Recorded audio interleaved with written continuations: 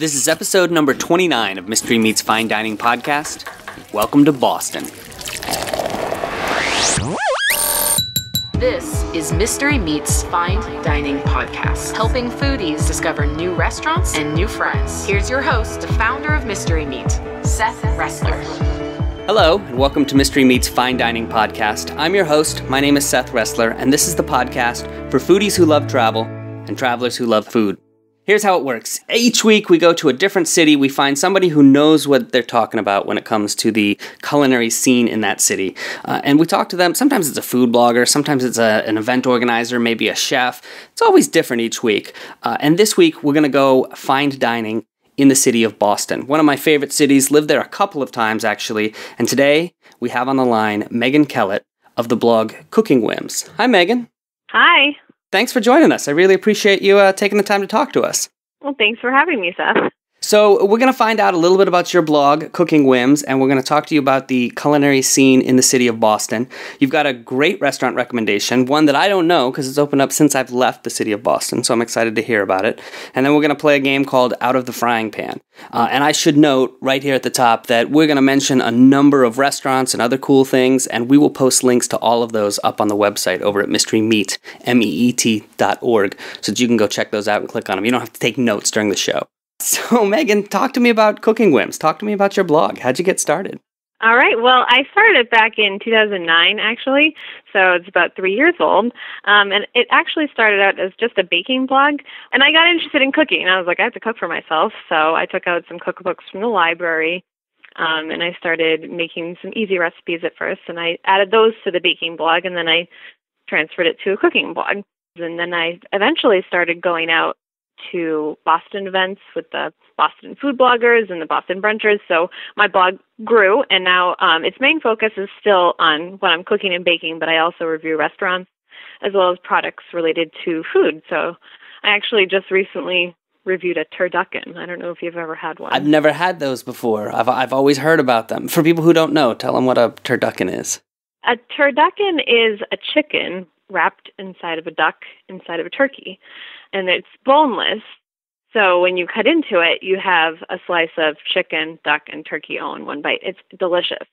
So that was an awesome thing to try, and I blogged about that. That's up on the blog. And you're also part of something called the Secret Recipe Club. Yes. So the Secret Recipe Club, it's all over the world. You can join it. There's a waiting list right now, but I joined it about 2 years ago. So what happens with it, you get assigned a new blog every month, and then someone else in the club gets assigned to your blog, and you make something from each other's blogs, and then you feature it on their reveal day, the Secret Recipe Club reveal day. Actually, in September, a recipe that I made got featured on their site, so that was pretty cool. I made some lasagna roll-ups. I love the concept. It's like Secret Santa, but for recipes. Yeah, it's a lot of fun. All right, let's talk about the city of Boston, and to kick it off, you've got a trivia question for me. I do. My trivia question for you is, what great flood killed 21 people in the North End in 1919?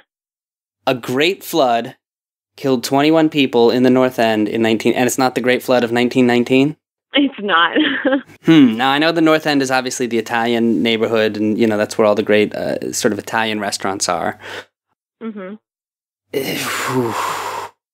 All right, as always, I got to think about it. So let me think about it. We'll come back to this. All right. And while I'm thinking about it, let's talk about the city of Boston. First of all, let's talk about the food blogging community there. You know, this was the first food blogging community that I was ever involved with, and they were just great people. And you mentioned the Boston brunchers and some of the other groups. Tell me a little bit about the food blogging community there in Boston. I had a hard time getting to know people in Boston, and that was the way that I met some of my best friends now, was through the Boston food bloggers. So I moved to Boston area about 3 years ago, and I had noticed online, I was searching because I wanted to get connected to other blogs, and I searched in Boston food blogs, and up popped a website called the Boston Food Bloggers, and a lot of people were signing up for that site and putting their blogs on that site. So they actually created an event called the Boston Food Blogger Launch Party, and over 100 people went, and it kicked off a bunch of food events. And so I was getting invited to dinners, and I would sign up and go to awesome food events around the city, and I got to go to a lot of restaurants that I would never have tried. I met a lot of new people that I never would have met. They started following my blogs. I started following theirs. So it's a great community. I meet new people every single time I go out to one of these events. The Boston Brunchers, which is another group that I'm involved in, usually goes out to brunch about once a month. It's a lot of fun. And it is, and you're right. And Boston and the Northeast in general, it's hard to meet people when you first move to a city. Yeah. It's actually New England and the Northeast that's different than the rest of the country.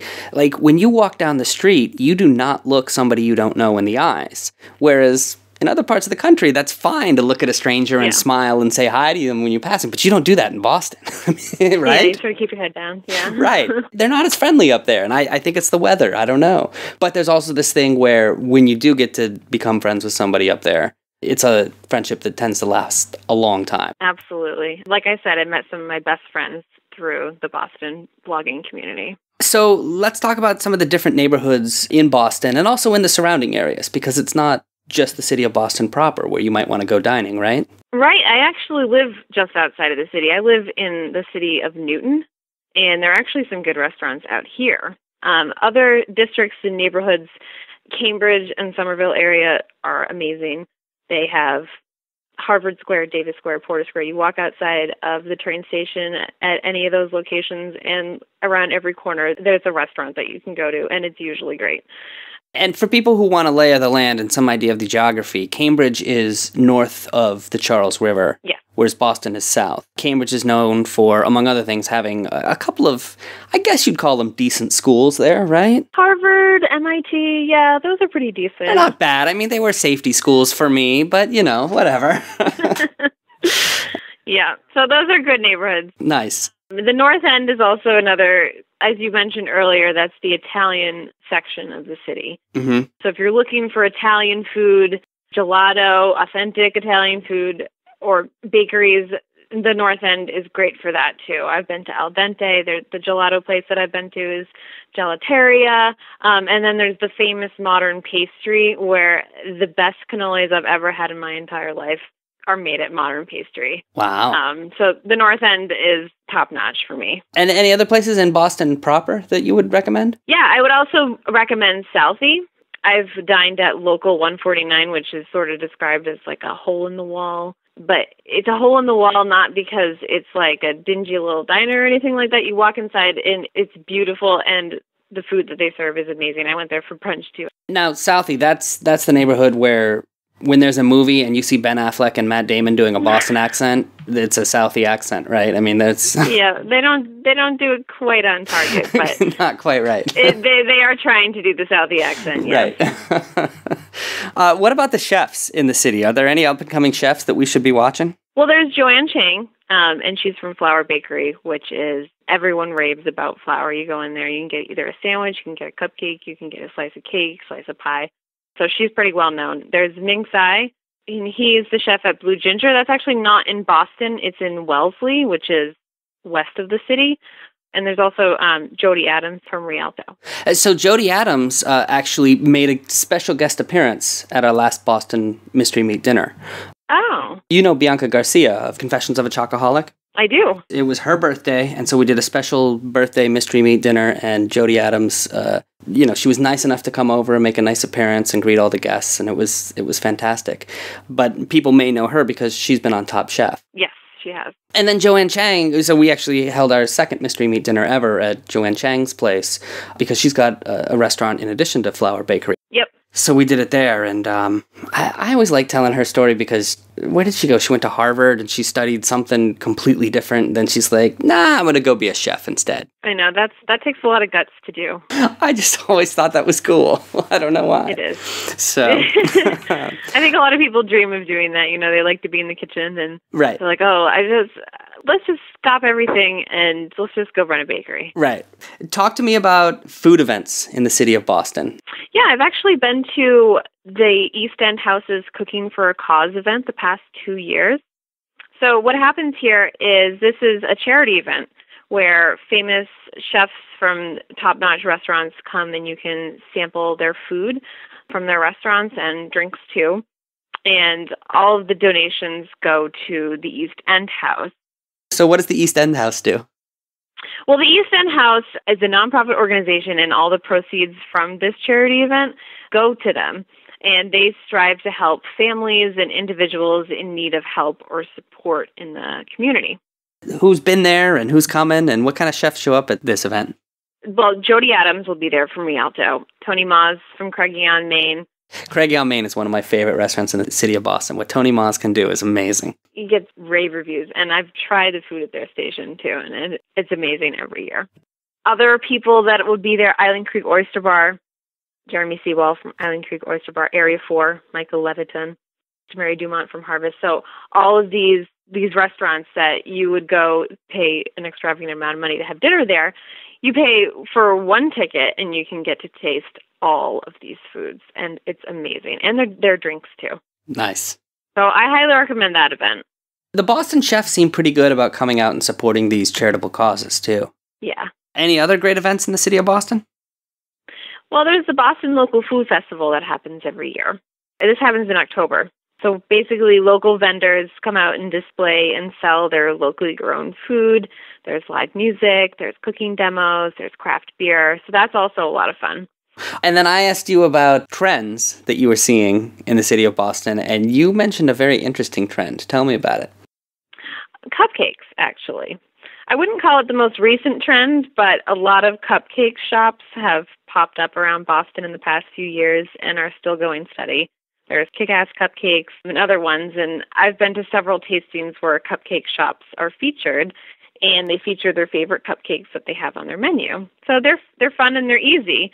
And the trend actually inspired me to do a cupcake wedding cake instead of one of the traditional tiers, and everyone thought that was a lot of fun, and I had 3 different kinds of cupcakes. It's a cool trend. It is a cool trend. I mean, it fascinates me that you're seeing not just one, but multiple brick and mortar spots that are sustained by just cupcakes. Yeah. I assume they sell milk, too. I assume so. I've never actually ordered milk with a cupcake, but yeah, I would hope. Really? I feel like you gotta have something to wash it down with. Otherwise, you know. We've got to find out your restaurant recommendation because it's one that has propped up since I left the city of Boston. So I'm very curious to hear about it. We're also going to play Out of the Frying Pan. Plus, I got to find out the answer to your trivia question. So we're going to do all that in just a second. Before we get to Megan's restaurant recommendation, a couple things I want to tell you about. First, my secret project, Taste Trekkers. We've released a sneak peek video. You can find that at mysterymeat.org/secret. And in addition to that, I can now tell you that I am working on a culinary tourism conference, the nation's first. And as we shape this conference, I actually need your help. I need your input. So go to mysterymeat.org/secret and click on the button that says, give us your input. Because what we really want is for you to take a survey. It'll take 2 minutes, I swear. It's really short, really easy. All I'm asking is, what would you like to see in a culinary tourism conference? All right, so once we get that feedback, we can start building it, and it will be a huge help to us. So head over there. Please tell us what you think. Second, speaking of telling us what you think, you can now go to the Mystery Meat website, and on the right side, any page but the homepage, on the right side, you will see a gray button that says send us a voicemail. And all you do is click that. You don't have to dial your phone or nothing.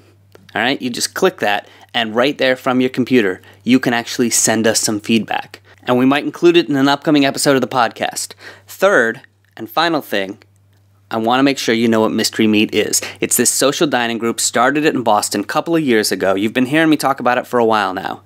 It is a bunch of foodies. They all get together and have a great meal at a restaurant, but there's a catch, all right? The catch is this.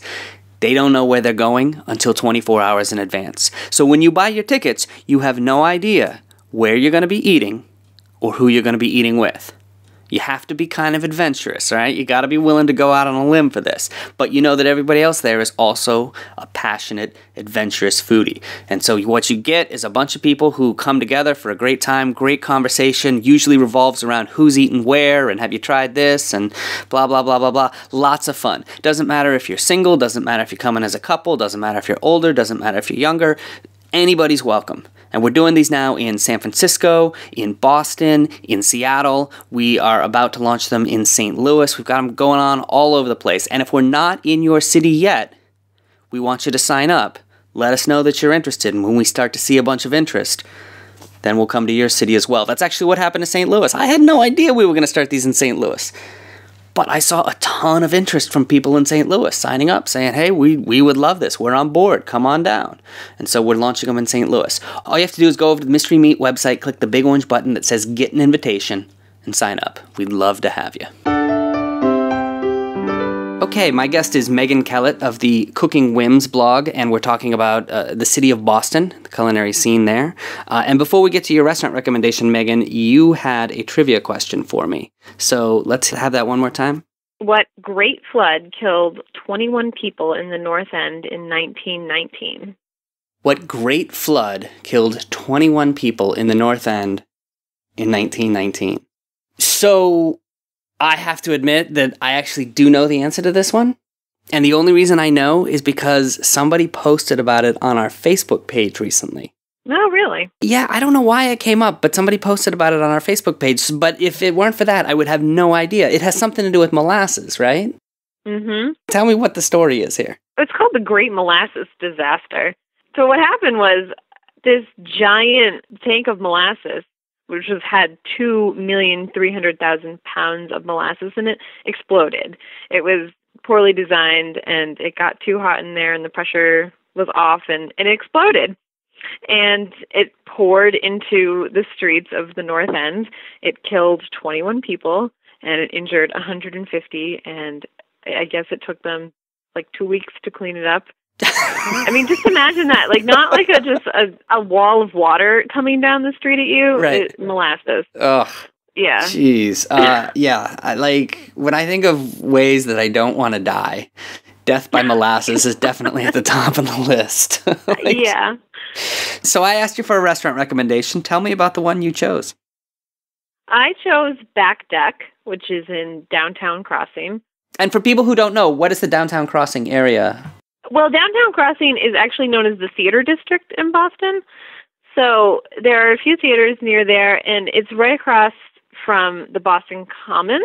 This is where, like, the Orpheum Theater is, and the Wang Theater is not far from there, correct? I mean, those are the theaters? Yep, that's correct. So it's on West Street in Boston. And I picked it because I had brunch there with the Boston Brunchers a few weeks ago. And I loved the entire meal from start to finish. When I walked in, I was greeted with smiles and a fresh and bright decor. So tell me about the decor, because it says Back Deck, that's the name of the restaurant, and that sort of gives me some idea of what the place looks like. But Boston is not always hospitable to back decks, certainly not throughout the entire year. So how does that work? Well, that's how they designed it with that in mind. The interior is designed to actually look like a back deck. There's 2 tiers of seating, and the furniture looks like deck furniture. It's really cool. It's nice. And it's also like a modern feeling. So you sort of walk in, it's really bright, but it also has like this rustic, modern feeling. It's really cool. And what type of cuisine are they serving there? Well, it's American. So think of backyard grill type food, but like one notch up from that. And who's the chef over there? Paul Sussman is the chef. All right, so I walk in, I sit down. I know we're talking brunch here because that's what you had. What did you have and what did you like? And, did you start with appetizers? They did. We ordered a bunch of appetizers, and I actually would recommend the creamy roasted eggplant spread or the butternut squash soup. And you wouldn't think that those are brunch items, and that's what's cool about their brunch menu. It's sort of like a combination of brunch and lunch. So they had your typical bacon and egg dishes, and they also had burgers, and like I said, the butternut squash soup. I would actually recommend the butternut squash soup, even if you're in the mood for pancakes and eggs. Start with the butternut squash soup because it was amazing. Oh, sounds good. And what was the other one? The roasted eggplant spread? That sounds good too. What is that? Roasted eggplant spread. Yeah, well, it was sort of like a cream cheesy spread, but it had a nice like little eggplant aftertaste to it. They served that with pita wedges, so that was fun. Oh, nice. That sounds really good. And I assume that since it's brunch, we're ordering a cocktail early, right? Is that how the Boston Brunchers roll? They do roll like that. A lot of people You have it like that sort of like... I actually, here's a fun fact. I was the only one that didn't order an alcoholic beverage at Oh, this no. brunch. And everyone else sat down and they were like, what drinks are there on the menu? And I was like, I'm not really in the mood for one, but I know a lot of people tried their Bloody Mary and their house sangria, and they said they were both great. All right, so what'd you get for the main course, or what did you try that was good? I tried the spicy sweet potato and chicken hash. It was delicious. And they had 2 poached eggs, and I'm always amazed at people who can perfectly poach an egg, because I can't. So sweet potato and chicken hash. Yeah, and that's another unique thing, is you usually order hash and it's regular potatoes. And I love sweet potatoes, so I saw the sweet potato hash, and I was like, I have to order this. And it was great. It had a little spicy kick to it, too. Not too overpowering, just a little, just enough. And then, I don't know, do you do dessert for brunch? Well, the Boston brunches do every time. We ordered about 5 desserts, I think. They came out with ice cream, chocolate cake, and these awesome homemade s'mores with their homemade graham cracker crusts. And I tried a bite of the cranberry s'mores, and it was delicious. So I recommend that, too. A cranberry s'more? Yeah, so they had a cranberry marshmallow. Really? It was pink. You can, if you go to my blog, you can see that. It looks kind of funny. It looks like a Valentine's Day-ish type s'more. So the cranberry s'more, and what else do you recommend on the dessert menu? Well, they had this ice cream called a Drunken Three Musketeer ice cream. Yep. I recommend that one, too. So I assume there's a little bit of coconut in there and a little bit of rum, I'm assuming? I think it was a little rum. There was a little alcohol aftertaste in that. And then, for brunch, what do we drop in here per meal? Usually in the Boston area, it's between $10 and $15 for your main course. Okay. Appetizers are usually $7 to $10. And that's what you're going to get in the Boston area, and then desserts around $5. So it's normal. This is definitely normal priced. So not that expensive unless you go with the Boston Brunchers, in which case they buy everything on the menu. Right? But they buy everything. But if you're just going for a main meal, like if you just order the sweet potato and chicken hash, that would be $10. $25 unless you go with the Boston Brunchers, and then it's like $300. Yep, exactly. All right, are you ready to play a little game? Yeah. Here's how it works. This game is called Out of the Frying Pan. It's a series of rapid-fire recommendations I'm going to ask you for. Just name the first thing that pops into your head. Here we go. What is the next restaurant you want to try that you haven't been able to yet? Oh, Craigie on Main. Because I've only heard amazing things. And I've also, like I said, I've tasted their stuff actually at the East End House event. So I would want to sit down for an appetizer, a main course, and a dessert there. And that is not an inexpensive meal there at Craigie on Main. I know. That's another reason why I haven't gone. But that is my favorite restaurant in Boston, and you have to go for the burger. I mean, it's a $20 burger, but it's an amazing burger. So, All right, what is your favorite hole-in-the-wall spot? Oh, Loco 149 down in Southie. I went there for brunch, obviously. Here we go with the brunch again. And everything on the menu was extravagant, like locally grown, and with a really fresh taste to it, I would say. What's your favorite place to go for after-work drinks? Stoddard's downtown. They have a bunch of craft beer and any type of beer that you're in the mood for, and great appetizers to go with them. You a sports fan at all? Red Sox, definitely. I usually only watch baseball. All right, then. Do you have a favorite place to go to watch the baseball game? There is a great barbecue place called Sweet Cheeks right down the street from Fenway. They have great barbecue food. The best biscuits, the biggest biscuits you'll ever eat in your entire life are at Sweet Cheeks. This is a place that opened up after I left the city of Boston, but Bianca Garcia from Confessions of a Chocoholic actually reviewed Sweet Cheeks as our very first podcast episode. Oh. She said fantastic things. Yeah. Do you have a favorite place to go for dessert? Modern Pastry. I mentioned them earlier. They have the best cannolis I've ever tasted. So if you go to Modern Pastry, they also have really good cookies. I mean, everything you get there is great, but definitely try their cannolis. Do you have a favorite place to go for an original cocktail? You know, down the street from me, there's a place called Box 109. It's right down the street from the Riverside Tea Station, and they have really amazing drinks there. I went there after work one night with some of my coworkers, and we had a great time there. Do you have a favorite diner? You know, also in Newton, there's this place called Johnny's Luncheonette that is sort of like an old-timey diner that you would expect to come out of the 50s. and you can order anything there. You can order breakfast 24 hours a day. Not 24 hours a day. I'm sure they're not open 24 hours. But anytime you go in there, you can order breakfast. You can order a burger, comfort food. So that's actually a cool place. What's your favorite Asian restaurant? I would say Blue Ginger, which actually is in Wellesley and not in Boston. Close enough. We'll take it. Yeah. This is Ming Tsai's place, right? It is Ming Tsai's place. So I actually went there. I went there with my coworkers, and one of my coworkers ordered their seared tuna, and it came out with a beautiful presentation. She was raving about it. I ordered their burger because I had tweeted at them right before I went there and asking them for a recommendation, and they said to try their burger because it has great umami. Have you ever heard that phrase? I've heard it, but I don't know what it means. It means that your food it has a good finishing taste. I would describe it as like you take a bite and what you feel when you take that bite is umami. If you bite into something that's really good. It's like feng shui for your tummy. Yeah. I think you're rolling your eyes at me. Yeah, sure. That sounds right. All right, maybe. All right. Last question. If it was your last meal before death, where would you go? I would go to this great place in Newton called the Biltmore Bar and Grill. I've been there for both brunch and dinner. Every course that I've had there leaves me feeling not only full but really happy. Like umami happy? Like that kind of happy? Like umami happy, yeah. and there's great service. I mean, a lot of what I look for when I go out to eat is good service and friendly people.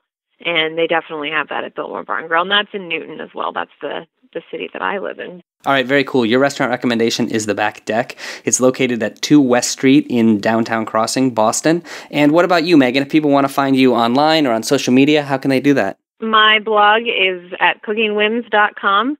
And on Twitter, I'm Cooking Whims. And on Facebook, I'm Cooking Whims. So it's pretty easy. It's all the same. All right, so we'll come check you out. Thank you so much for coming on. I really appreciate you coming on the podcast. Well, thanks for having me, Seth. This was a lot of fun. My name's Seth Ressler. This has been the Fine Dining Podcast. Couple of show notes. First and foremost, if you want an invite to a mystery meat dinner, we're doing them in all sorts of cities like Boston, San Francisco, Seattle, coming to St. Louis soon. You can go to mysterymeat, MEET.org, click the big orange button that says Get an Invitation, and sign up. If we don't have them going on in your city yet, still sign up and talk some of your friends into signing up, because when we see a bunch of interest in a town, that's when we know that it's time to go start doing mystery meat dinners there. While you're at the Mystery Meat website, you can do a couple of things. First of all, you can get links to a bunch of the things that we talked about in this podcast.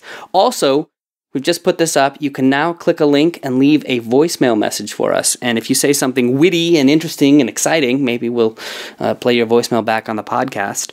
You can also subscribe to the podcast in iTunes. While you're there, leave a review. You can find us on Twitter. We're mystery_meat, MEET. We're also on Facebook. And if you are a food blogger or a food expert, you know a lot about the restaurants in your city, or you run a food event, anything like that, you want to be a guest on the show, just click the Contact Us link and send us an email. We'd be happy to have you on.